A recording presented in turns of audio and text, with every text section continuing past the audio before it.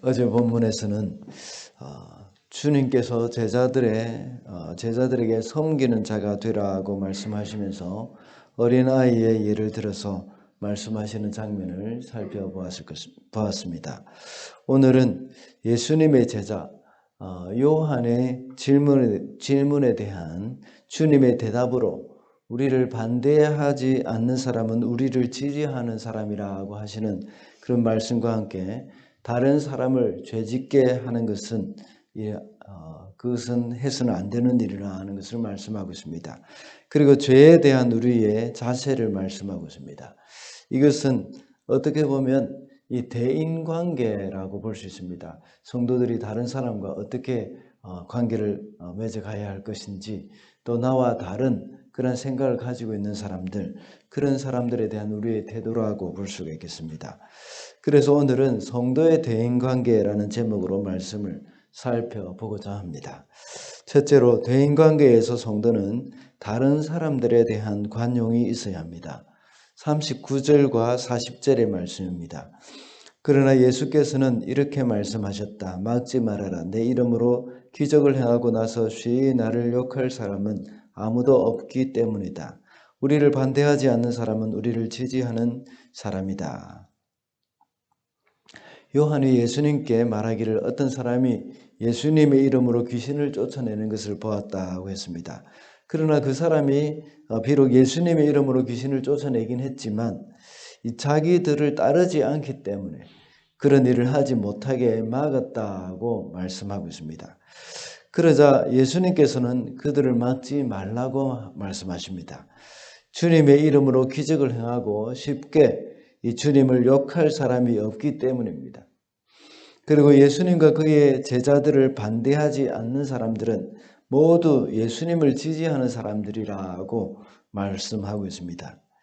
이 말씀은 이 자기들의 공동체에 들지 않은 사람이라고 하더라도 용납하고 관용하라는 말씀입니다.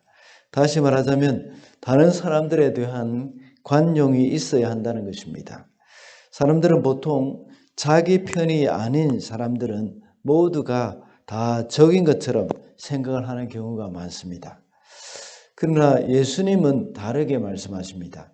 나를 반대하지 않는 사람은 다 나를 지지하는 사람들이라고 말씀하십니다. 사람들은 편 가르기를 정말 좋아합니다. 그래서 모두가 자기 편에 들어오게 하려는 그러한 마음들이 참 많이 있습니다. 그리고 자기 편에 들어오지 않는 사람들은 모두 적이라고 생각합니다. 그러다 보면 이 공동체 안에 서로 이렇게 다른 그런 부분으로 말미암아서 이 원수가 되어지는 그런 일들이 일어나게 되는 겁니다. 그러나 주님의 말씀은 나를 대적하는 사람 외에는 모두가 우리 편이라고 하십니다. 우리는 이런 마음을 가져야 합니다. 우리와 다른 사람들도 우리를 반대하거나 대적하지 않는 사람들은 다 용납하라는 것입니다. 심지어 우리 주님은 주님을 십자가에 못 박는 사람들조차도 그들을 용서하는 그런 기도를 하셨습니다. 그런 것을 볼 때에 반대하는 사람이라고 하더라도 용서하고 관용해야 하는 것이 바로 성도의 태도입니다.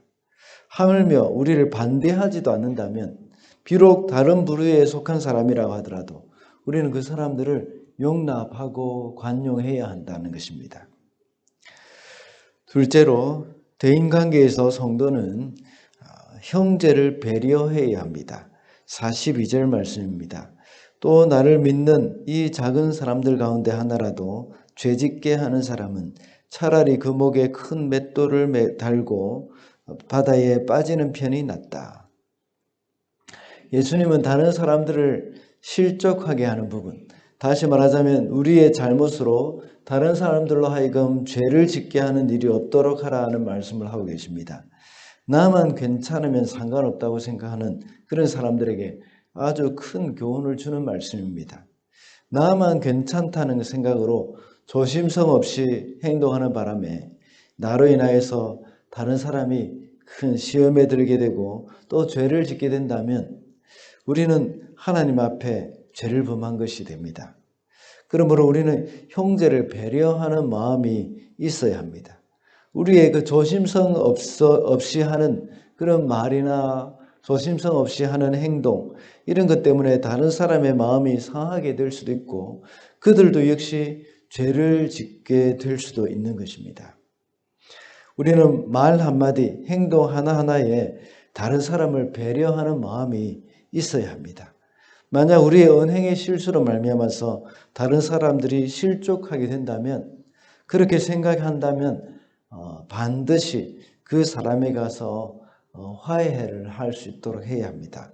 마태복음 5장 23절에는 그러므로 내가 제단에 제물을 드리려고 하다가 내 형제나 자매가 내게 대한 어떤 원한을 품고 있다는 생각이 나거든 너는 그 제물을 제단 앞에 놓아두고 먼저 가서 그 형제나 자매와 화해하여라.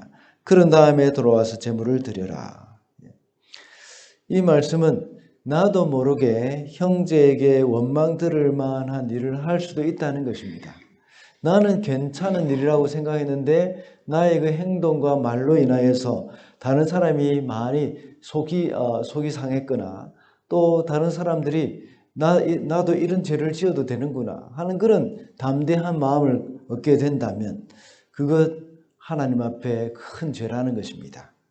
지난번에도 한번 말씀을 드린 적이 있었는데 특히 술 마시는 부분이나 또는 이 사도 바울 시절에는 이 고기를 먹는 제사상에 올려진 그 제물로 우상의 제물로 드려진 고기를 먹는 이런 문제, 이런 것이 형제로 하여금 실족해 할 수 있다는 겁니다. 이런 것이 있다면 이것은 큰 하나님 앞에 잘못인 겁니다. 그런 것들은 다 주님 앞에 회개하고 그 상대방에게 가서 그 부분에 대해서 용서를 구하고 해명을 해야 하는 겁니다. 그때 먼저 가서 우리는 화해해라는 말씀입니다. 나의 말의 실수로 인하여서 내가 무심코 던진 말로 인하여서 상대방이 또 마음이 상했다면 그것으로 인하여서 우리는 하나님 앞에 죄를 지은 것이기 때문에 그 상대방에게 가서 용서를 구해야 하는 겁니다. 그래서 나로 인하여서 형제가 하나님과 멀어지거나 공동체가 멀어지는 일이 있다면 하나님 앞에 범죄하는 일이기 때문에 그 사람과 화해해라는 것을 말씀하고 있습니다.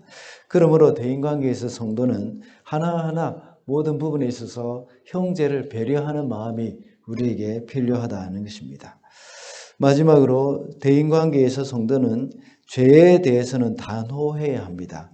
43절부터 47절까지 내용인데 제가 43절만 읽도록 하겠습니다. 내 손이 너를 죄짓게 하거든 그것을 찍어버려라.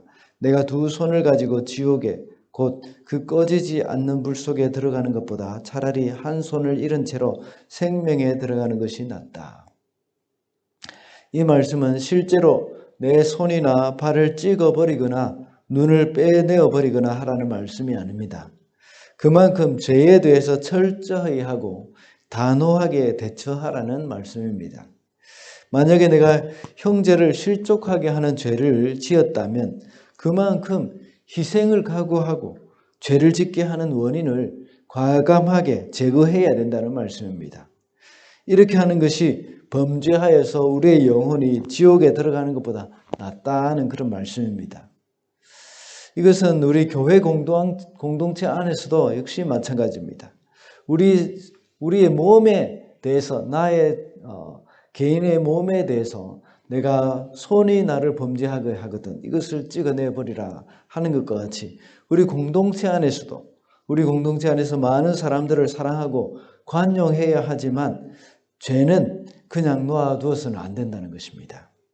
고린도전서 5장 6절이나 갈라디아서 5장 9절에 보면 적은 누룩이 온 땅에 퍼진다고 말씀합니다. 그만큼 죄의 영향력은 크고 빨리 공동체 안에 전체에 전파되어지기 때문에 우리는 공동체 안에서 형제자매를 사랑하고 관용하고 용납해야 하지만 그 죄에 대해서는 철저하게 대처를 하고 단호하게 해야 한다는 겁니다.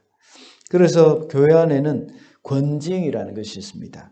요즘은 권징이 거의 없다시피 하지만 참된 교회와 거짓 교회를 구분해주는 이 세 가지 특징은 이 말씀 선포, 성례의 집행, 그리고 권징의 시행입니다.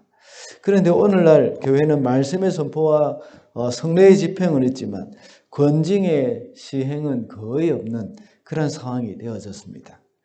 다른 말로 하자면 그만큼 죄에 대해서 단호하지 않다는 의미이기도 합니다. 그러므로 우리는 사람에 대해서는 사랑과 관용을 베풀어야 하지만 죄에 대해서는 철저하게 하고 단호해야 한다는 것입니다. 말씀을 맺겠습니다. 오늘은 성도의 대인관계라는 제목으로 말씀을 살펴봤습니다. 대인관계에서 성도는 다른 사람에 대해서는 관용해야 하고 또 형제들을 배려를 해야 합니다. 그리고 대인관계에서 성도는 죄에 대해서는 단호해야 한다는 것을 오늘 말씀을 통해서 배웠습니다. 그러므로 오늘도 우리는 사람을 사랑하되 죄를 철저하게 미워하게 되는 저와 여러분이 되시기를 바랍니다.